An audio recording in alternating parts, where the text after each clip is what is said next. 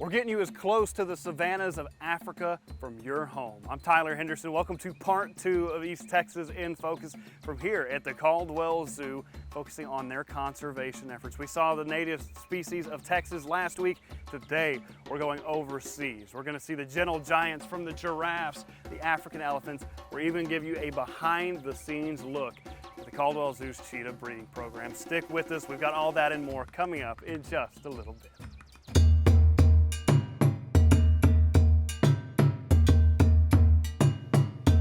You might be wondering what I'm looking for on this monitor here. Well, these are 4 cameras set up at the cheetah breeding facility here at the Caldwell Zoo, and this is just one look at a multi-step process to get this population back growing and in the right direction all across the country. We'll go talk to an expert outside and explain all of it in detail.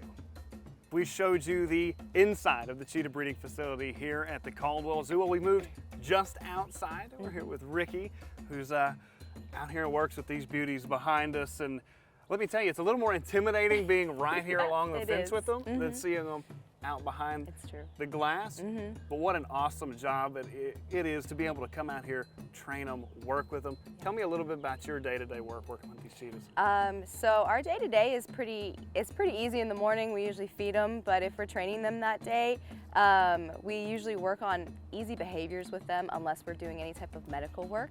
And then we clean up their yards and we clean up their insides of their living spaces, and we pretty much let them be cheetahs for the rest of the day. We'll give them enrichment such as boomer balls. Our cheetahs absolutely love their boomer balls. Or maybe something nice to eat such as chicks or mice or something different. But other than that, we kind of let them be cheetahs so that they kind of stay instinctual and we don't interact with them as much. Sure, absolutely. You want to keep the wild animal in them. And obviously they're being pretty well behaved for us right now. Now these are 2 of the older cheetahs we've got here. Yes. And there's a lot more than just the 4 or 5 you see up in the zoo. So how many are actually at the Caldwell Zoo behind the scenes here? We have 13 cheetahs in total. We currently have 4, we have 3 cubs on exhibit and one of the females up there. And then we have 2 more males on exhibit. So the rest of the cheetahs are all back here in our cheetah breeding. We have a total of 2 females and then 11 males. All right, so it's a lot more than you'd see walking through the zoo. Now what y'all do back here is pretty cool. So walk us through the space, because this isn't something that the everyday eye is going to see when you come here to the zoo. Okay, so this is our new cheetah breeding area. We've got 2 enclosures on either side of us, and then we have actually 2 enclosures at the front of our cheetah breeding. And this is basically where we breed our cheetahs. We've only done 1 successful breeding so far, and this is where we had our 3 cheetah cubs this past year to our mother orchid. But yeah, we basically use this for any of our cheetahs that are part of our SSP program and our breeding program here. And obviously we had 3 cubs, so a successful breeding season. Now that's so crucial in getting the population of these beautiful cats back to where it needs to be, an endangered animal. But talk about the success that the Caldwell Zoo is having and just trying to put a dent in that decreasing population. Yeah, so in the years that I've been here, we've had 2 successful litters of cubs. We had 1 back in 2020, and then we've had our cubs this past year in 2023. And so in total, we've had 6 cubs in total actually survive. Here at the zoo, we can interact with them a lot more and hopefully allow more success in cubs' mortality rates. And in the wild, they really don't have that option. So unfortunately, there's a very high mortality rate in the wild. So our goal is to be able to put as many cubs on the ground as possible. Absolutely, and obviously if you've got some good genetics, you've got to find the right pairings to, if it's not going to work out here, you can send them to another facility and hopefully have a successful breeding there. And so talk to me about the Caldwell Zoo's part in that, and obviously trying to get the right fit to make sure that we can, like you said, get as many cubs back on the ground. Yeah, so we are part of what we call a BCC. We're out of a total, all the institutions that have cheetahs, there's only 10 within this breeding center coalition. And basically we interact with a lot of facilities around the United States and even in other countries. And we have a specific person who actually tracks every genetic makeup of our cheetahs. And they recommend where we send our cheetahs on a yearly basis, and that's always based on breeding recommendations. Who's going to make the best pair in having cubs, and so we do send our cheetahs out a lot. We get cheetahs in a lot, so we're really trying to work and interact with different organizations or different facilities, really, in making sure that we have the best genetics within each of our zoos.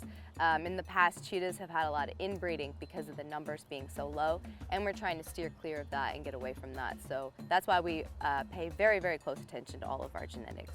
Absolutely, and I don't think a lot of people really consider how many or how endangered a cheetah is. I mean, when you're talking about a very dwindling population, what does that look like in the wild? And that's why we're trying to get this push to get as many back and get the population at least started back on the right track. So what does that look like for them out in the wild? So in the wild, I mean, cheetahs used to range all around Africa and even into parts of Asia. There's a subspecies called the Asiatic cheetah. There's only about 50 of them left in the wild, and in Africa, they used to range all over, and now they're really just kind of in Namibia and around that area. They actually call Namibia the cheetah capital of the world because there's only about 7,000 to a little bit over 7,000 cheetahs left in the wild, and they are pretty much contained to that area. So unfortunately, their numbers are still dwindling in the wild, and there's been a lot of efforts to bring that back, but unfortunately, like I said, cub mortality rates are very high, as well as illegal wildlife trading, deforestation, and of course they have to kind of compete with the human population as well. So there's a lot going against them in the wild, and hopefully we can start bringing those numbers up now that we're kind of working towards getting them off the endangered species list and off the vulnerable list as well. Absolutely. Lots of good work, and it starts right here behind us. These two guys, appreciate them being on their best behavior. I think it's those blood sickles they're looking at. They're looking at that. I think they're ready for a snack. But yeah. Ricky, thank you so much, and we're just getting started. We start off with the cheetahs, but there's a lot of other animals here at the Caldwell Zoo that need our help to get those populations back on the rise. We're going to run through a couple more after the break. Stick with us.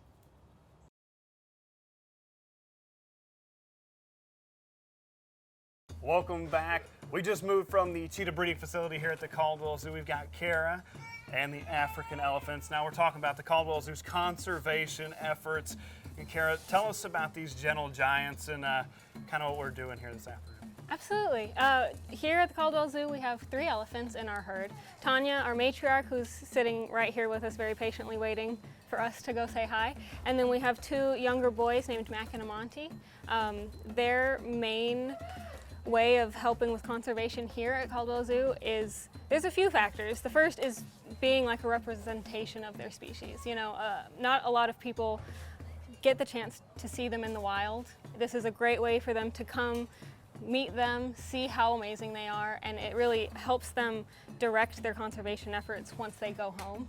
That's how I like to see it anyway. It's hard to care about something if you've never seen it, you've never related to it before, but it's really easy to come here, see how amazing they are, and it really kind of sits with you. And it's something you can take with you after you leave here. And another small thing we do is our African elephants actually paint, and their paintings are sold in the gift shop, and all of those proceeds go towards their conservation. So it might not feel like a lot, but every little bit counts. Absolutely, a safe species. So Absolutely. Explain to people what a safe species is, because there's a lot of animals here at the Caldwell Zoo that fall under that category. So what is it, and why are the African elephants under it? Sure. So a SAFE stands for Saving Animals from Extinction. And there are numerous animals, of course, that are unfortunately pushing towards threatened or extinction levels. The African elephants do count as a threatened species. There are about 400,000 of them left, and that number is dropping often because of poaching due to lack of habitat, and also kind of humans moving into their land, and farming and doing things that, you know, the elephants of course want to be a part of, but the humans don't necessarily want them to be a part of, so there's a lot of human-elephant conflict going on. So the SAFE program is essentially a conservation effort from all the AZA institutions working together to help do what we can to help protect these guys. Absolutely. And for the Caldwell Zoo specifically, obviously the proceeds from the paintings go to help these elephants. What else is the Caldwell Zoo doing to help build that population back up to where it should be? Sure. Well, we personally here at the Caldwell Zoo don't do like a re-release program, but we do our best in aiding monetarily. We give every year. The zoo itself donates every year to these conservation efforts, and then between our paintings and between the AZA, we all kind of work together to help different projects, things like that. Right, and so we're kind of getting a unique look at y'all's day-to-day job here, and so it's hard to teach an old dog new tricks, right? But these elephants, they've got a few tricks up their trunk, I guess, not up their sleeves. That is so true. what are we going to do here? Sure, I'm going to show you guys just a few of the routine behaviors Tanya knows. She knows quite a few behaviors. Some of them are for fun, like painting, kind of just a for fun thing. But she also knows a whole host of behaviors that help us take care of her. Things like she'll open her mouth so we can take a look and make sure all of her teeth are okay. She'll present all of her feet so we can look at the bottoms and make sure that everything's going good there. Helps us trim on her nails so that those stay in really good shape.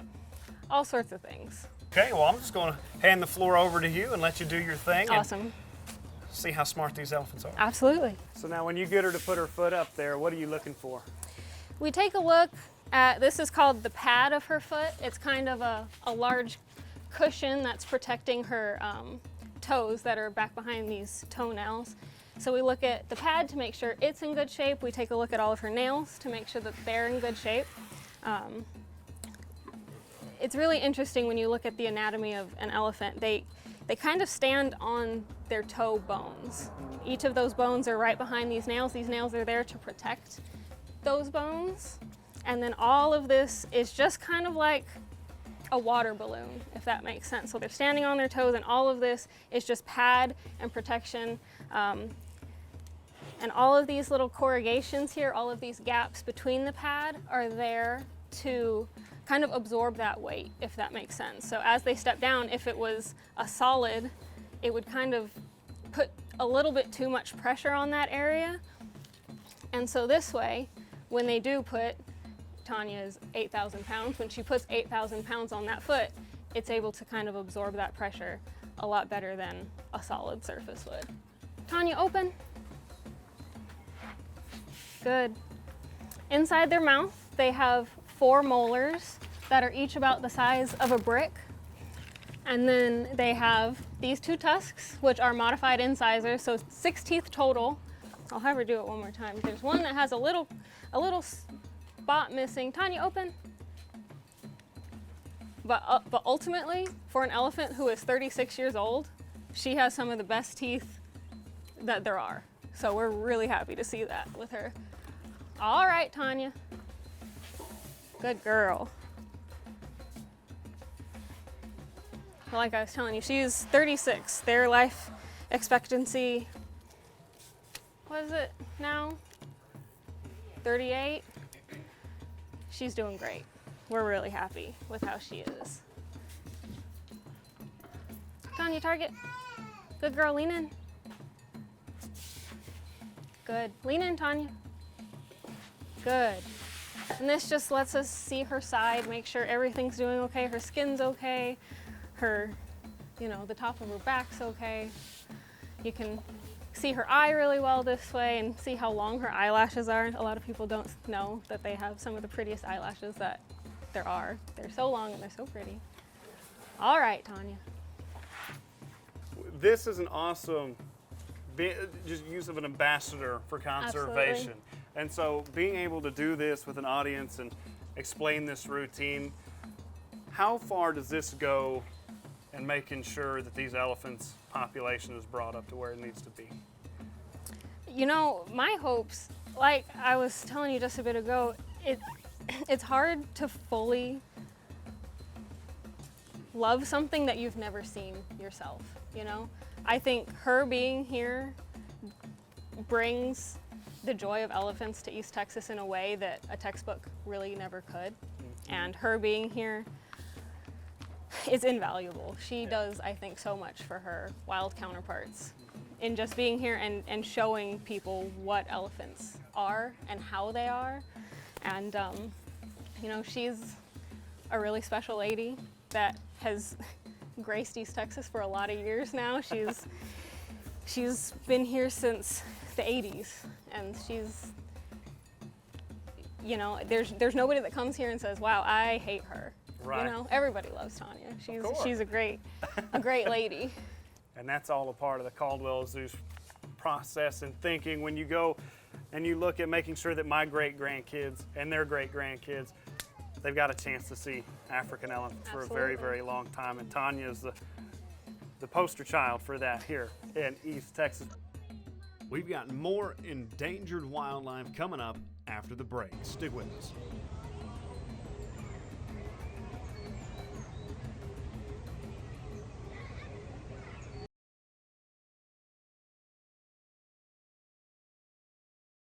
Well, you can't get more behind the scenes than this. We're here in the Hoofstock barn with Kaylee, and I mean, this is a pretty special treat for us because we're here with the two of the newest members to the Caldwell Zoo, Turkey and Riz here, and I mean, this is just what a treat this is for me and apparently for them too, because your fingers got to taste pretty good, huh? Yeah, they do, I'm sure. It's something to keep him preoccupied because he is actually done being bottle raised, but he is in here with Riz so that she has a little buddy while she grows up. Riz, can you come here? You want bottle? Maybe potentially. She'll come up. But Riz was our Christmas miracle, and she is an impala, which is one of our antelope species that we have here at the Caldwell Zoo. And Turkey is a greater kudu baby, who is also an antelope species that we have here at the Caldwell Zoo. And he was born near Thanksgiving. Right. Now, then these guys are obviously in here because the circumstances weren't great at the time. And like you said, they're your holiday miracle. So walk me through that while Riz gets her breakfast. Yeah, so Turkey, he was born 2 days before Thanksgiving, and he dropped his temperature a little bit, and so we pulled him so that we could help keep his body temperature up higher. And obviously now he's he's a big baby. And so obviously we did a pretty good job. And then Riz, the same thing happened to her. Her body temperature dropped too low, and that was on Christmas that we found her. Here, we'll switch bottles, and that way you can give her some more. But her temperature dropped really low, and so we took her away from her mom. That way she could have a chance to survive and thrive, and obviously she has. She has about a few more months here on the bottle, and then we'll be reintroducing her with her herd, which is pretty exciting.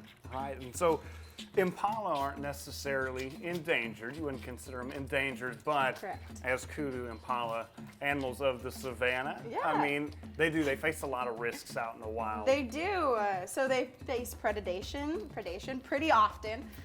They are prey animals, so you're going to see a lot of that. But also with the encroachment of humans, you're going to see their area shrink down even more. And so if the conditions aren't right for them to have babies, they just won't, because they want their species to thrive just as much. And so with the breeding programs that we have here at the Caldwell Zoo, we actually have a genetically variable species, and that way if we ever need to supplement the wild, we can, and our guys are pretty strong out there, so that'll be good. Absolutely. Now, when you come to the Caldwell Zoo, there's all kinds of species out there, from wildebeest to the greater kudu, the impala. But the big one, the really endangered one out there, is the gravy zebra. Yes. So talk to me about them, because when you look at the whole conservation picture, out of everybody that's here in the barn, calls this barn home, it's them that are the most endangered. Yes, so our gravy zebras are the most endangered species of zebra out there, and that is because they are the biggest species of zebra, and so they do face more predation via humans due to poaching, just because they are very pretty. And also they have the longest gestation of many zebra, and so it's harder for them to get pregnant as often. We do a lot of breeding here just so that we can supplement our population, so that if the species number declines in the wild, we do have animals that are genetically valuable enough to go and survive and thrive in the wild. And so with our breeding programs, we've had much success, especially with our greater kudu. We had about 7 babies out of 9 moms, so that's pretty good. That's pretty good odds. And then our male impala, he did pretty good as well. We've had about 4 babies of impala babies, Riz being the last one so far. We might have some girls that might pop soon, potentially. And so with zebras, they are trying to breed currently. And hopefully we'll get a 4th generation going, because currently we do have 3 generations of Grevy's zebras here, which is pretty cool. We went from behind the scenes at the Hoofstock Barn to the Giraffe Feeding Terrace, one of the most popular spots at the Caldwell Zoo, to speak to Keeper Stephanie about the conservation concerns of the giraffe. And not a lot of people know that reticulated giraffe are endangered. Yeah. And so that's such an important part, that people get up close and get to see these gentle giants and these 18-inch long tongues. Yes. I mean, so why is that so important for people, Stephanie? So it's important for people to, first of all, know about these giraffes, because you can't really have a care for something if you don't know anything about it. So our purpose here is to, you know, especially with the giraffe feeding deck, allow people up close and personal experiences with these giraffes so that they could kind of like develop their own love for them, know about them, learn about them, and in turn kind of just like assist in their wildlife conservation just from word of mouth and everything like that. Absolutely. It started for me at a young age. I don't know whether it's the long eyelashes, the big eyes, or just something about them. It's a beautiful animal. And, you know, we look at the elephants. We just heard about the elephants, and they're a safe species. Well, the reticulated giraffes, they're in that same boat. Yes. Saving species from extinction. I don't think a lot of people realize that. So what does their condition look like back overseas, because not a lot of people know that that population's dying out? Both Maasai and reticulated are threatened species. So currently 170,000 left in the wild, which has gone up actually within the last few years. I think it's been 20% since 2015. Wow. Yeah, so they're making great efforts. So yeah, it's going up, thankfully. When you come up here to feed them, you come up here, get close to them, it's going to go back into those conservation efforts, not just for the giraffes, but throughout the entire zoo. And that's so important for, you know, young kids to come up here and see, because who knows, if it wasn't for the conservation efforts of the Caldwell Zoo in 20, 30, 40, 50 years, when my grandkids have kids, you know, we may not see a large population of giraffes like we have here. And the herd of 5 or 6 may be down to 2, and that's what it's all about, is trying to build these populations for generations. I mean, I know you can attest to that being Absolutely. in the field. Yeah, no, it's very important. You know, the people that come here is why we are able to house these animals, because people are interested. So it's definitely always important to keep people interested and to allow these experiences with these animals, because it is because of that why we have them, why we can breed Xeno, why we continue to care for giraffes, because people come and love them just as much as we do. So it's fairly important. Absolutely. And Tyler, Texas has fallen in love with the giraffe ever since I've been here. That's been made very evident since I got here. And so, Stephanie, thank you for helping keeping the girls right here. And this is just a joy for me. We're going to wrap up the show here in just a little bit, but first, I'm going to spend some time with the girls and just soak it in one last time. We'll get out of here after the break.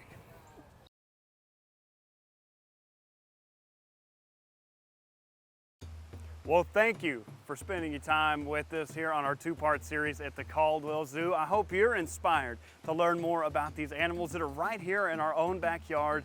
Learn more about how we can do our part in getting these populations built back up to see them last for generation after generation.